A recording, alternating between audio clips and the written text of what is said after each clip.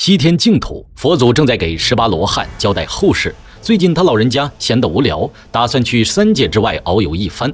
这段时间极乐世界的大小事情，就让18罗汉代为看管。佛祖说完，直接瞬移离开。身为宠物的大鹏鸟就开心了，佛祖不在，这西天还有人能管得了他吗？正巧2个罗汉准备去巡视人间，大鹏鸟便死皮赖脸地弹上去。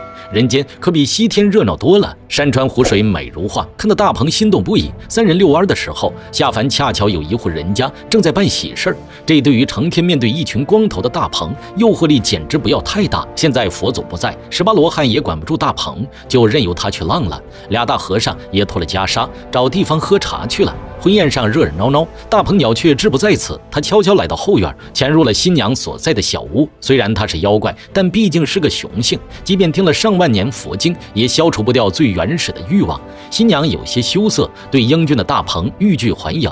屋外新郎醉醺醺喝完喜酒，迫不及待地准备洞房，可进来一看，床上竟然躺着个男人。想动武，可又怎么是大鹏的对手？3两拳的功夫就领了盒饭。众人闻声赶来，大鹏直接化作原形，飞入9天寻觅不见。这还了得？当地的官府自然不能坐视不管，命各地总兵点兵秣马，捉拿要犯。而大鹏鸟犯了事也没回西天，人间实在是太有意思了。他直接杀到了山贼老巢，将首领干掉几个，自己当大王。看到简陋的山洞，大手一挥就变出桌椅。听着手下的阿谀奉承，大鹏心里美滋滋。既然当了大王，不抢个压寨夫人，岂不是对不起自己身份？大鹏鸟再度出动，到山脚下的平西郡抢东西。这群凡人兵将自然不是他的对手。大鹏放下狠话，让郡王明天送个美女给他，不然有你们好果子吃。郡王听了勃然大怒，他身为一地之王，手下精兵强将无数，岂能怕了一个小小的妖怪？郡主也是大力支持老父亲的决定，区区一只扁毛畜生，配得上他们平西郡的姐妹吗？武艺高强的副总兵率领手下没日没夜的在境内巡逻，看谁敢来找麻烦。第2天日上3竿，大鹏鸟左等右等，不见有人送美女，心里的火气那叫一个旺盛。手下稍微一挑拨，怒火攻心的大鹏就去找麻烦了。副总兵大人早已做好了准备，在妖怪出现的第一时间，就召唤埋伏好的手下抱起发难。第一批都是精英，一个能打10个，但大鹏好歹是佛祖身边的存在，不是一边倒的碾压，自己很给面子了。7、8个回合之后，大鹏再次露出真身，锋利的爪牙一招就带走一条人命。副总兵傻眼了，这还怎么打？大鹏鸟的威势无可匹敌，直接将宝剑架在对方脖子上，让他立刻送美女上山。这一次他要富足家的小姐。看着手下鼻青脸肿，郡王也瞬间犯了难，让他交出自己的子民，羊入虎口，这怎么能行？可妖怪实在太强了，不低头也没办法，无奈只好抽签儿，抽到谁家谁交出个女孩。前组长本来还大力支持这个决定，可抽完签儿却傻眼了。回家后，女儿哭哭啼啼，谁愿意嫁给一只扁毛畜生？话说大鹏鸟听了几千年佛法，那是一点智慧都不带长的。凭借他在西天的地位，稍微造点事，人间的凡夫俗子还不是排着队跪舔？现在倒是真成了山野妖怪，真是丢佛祖的脸面。钱老爷的女儿也是个绝世美人，现在都快哭成个泪人。强顶着压力，送亲的花轿已经准备出发，郡王都派手下过来了，你一个小贵族敢不从吗？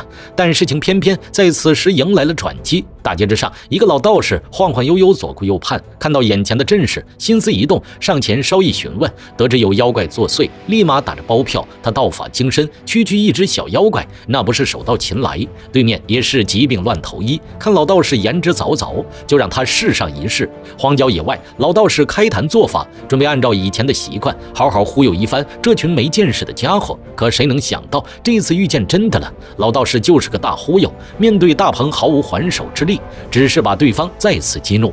兵将们死伤惨重，跑回去，带来了一个更不幸的消息。那大鹏鸟放话了，现在贵族小姐他也看不上了，必须要郡王的女儿才能匹配。郡主娇滴滴，王爷怎么舍得送出去？这一次即便付出一切，也要保住自己的女儿。副总兵更是拍着胸脯保证，郡主是他的，谁来谁死。大鹏鸟会害怕吗？笑笑话。普天之下，除了佛祖，他大鹏鸟就是无敌的存在，一群渺小的凡人，连提鞋都不配。大鹏鸟这一次直接杀进王府，在一群精兵强将之中杀了个7进7出，如入无人之境。正副总兵连番上阵，可就是对大鹏造不成一点伤害，被他直接突袭到内院。可怜老王爷一把年纪，还要拔剑守护女儿，但结果已经是注定的了。大鹏轻轻松松就将郡主绑走，多日不见女色的大鹏饥渴难耐，半路上就想一亲芳泽。毕竟郡主确实很诱人，可就在他即将得逞的关键时刻，孙总兵猛地跳了出来，破坏了大鹏的好事。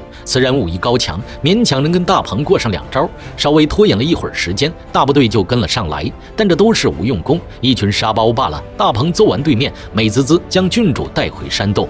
老巢人多，他倒是不好直接化身恶狼，吩咐手下严加看管。3日之后大宴天下。另一边，孙总兵被大鹏打下山崖之后，眼看是再也起不来了，忽然一个仙翁出现，施法将他救起。孙总兵请求仙人帮忙，但大鹏的地位，一般神仙哪里敢管？他交给男人一把香，想要对付大鹏鸟，现如今只有一个办法，那就是召唤18罗汉。只有这群大和尚有能力。孙总兵历尽千辛万苦，在世界的最高处烧香念佛，果真召唤出了2位罗汉。一听大鹏祸乱人间，立马怒不可遏，闪现回西天摇人了。这不是玷污他们佛门清誉吗？18罗汉这段时间负责监察人间，要是等佛祖回来知道了，绝对没好果子吃。一番激烈的讨论，派出4个先锋收拾大鹏。大鹏现在正美滋滋的准备迎娶郡主，看到罗汉前来，丝毫没有紧张，反而邀请他们喝喜酒。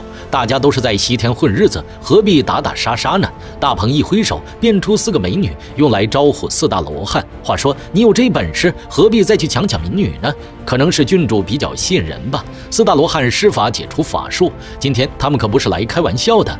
2方人马大打出手，大和尚们的功力颇为不俗，但大鹏鸟更是厉害，他手中有佛祖的念珠，威力无穷，专门克制大和尚。无奈几人只能落荒而逃，回西天搬救兵。在这短暂的空隙之中，孙总兵踉踉跄跄爬下了山，遇到了寻找他的部下。有了罗汉的相助，想必郡主就能安然无恙的回来了。老王爷默默地祈求上天保佑他可怜的女儿。4大罗汉回到西天，大和尚们再次聚在一起讨论。大鹏鸟这么猖狂，换谁也忍不了。金刚怒目，菩萨低眉。这一次，他们18罗汉要动真格了。山贼山洞里，大鹏正向手下得意洋洋地炫耀战绩，感应到18罗汉再度来袭，一个闪现外出迎战。这一次的罗汉明显更强，起码手里个个都拿着兵器，只能说不愧是18罗汉，手里的兵器也是各不相同。最引人注目的是一对寿桃大锤，舞动起来虎虎生风，远远望去甚是喜人。斧钺钩叉，刀枪剑戟，一件件奇门兵器往大鹏身上招呼，哪怕他武艺滔天，也逐渐有些支撑不住。而趁着这个好机会，老王爷的手下杀了出来，区区一群山贼，哪里是正规军的对手？大鹏鸟现在忙着对付18罗汉，自顾不暇，哪里管得了老巢？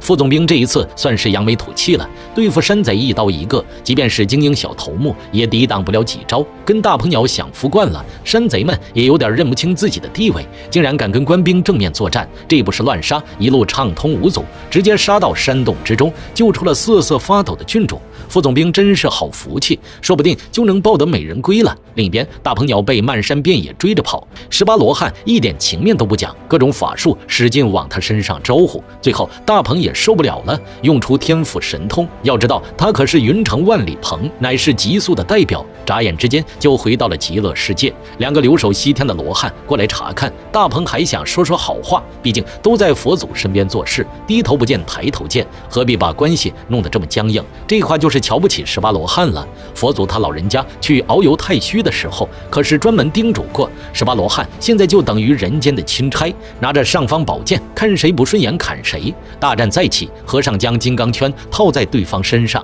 大鹏鸟却怡然不惧，纵身跳跃，灵活多变，谁也抓不住他。这么长时间，剩余的罗汉也纷纷赶来。18罗汉要是对付不了一个人，那干脆辞职去转世吧。大鹏微微一笑，再次扔出佛祖念珠，看你们怎么对付。18罗汉神情凝重，嘴里念念有词，成天在佛祖身边侍奉，怎么可能一点办法都没有？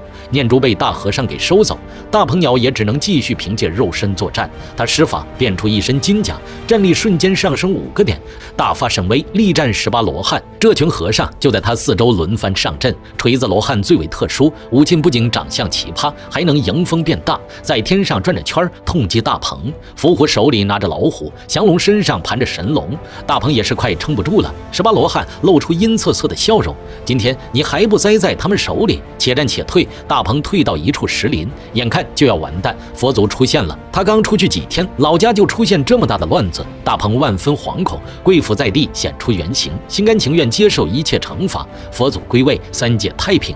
人间老王爷一家人上香祭拜，佛门的香火又兴盛一分。很难不相信这是自导自演，反正大鹏就是溜达了一圈，回来继续当宠物。佛祖的光辉照耀三界，众人结念阿弥陀佛。本期神话故事就到这里，咱们下期继续。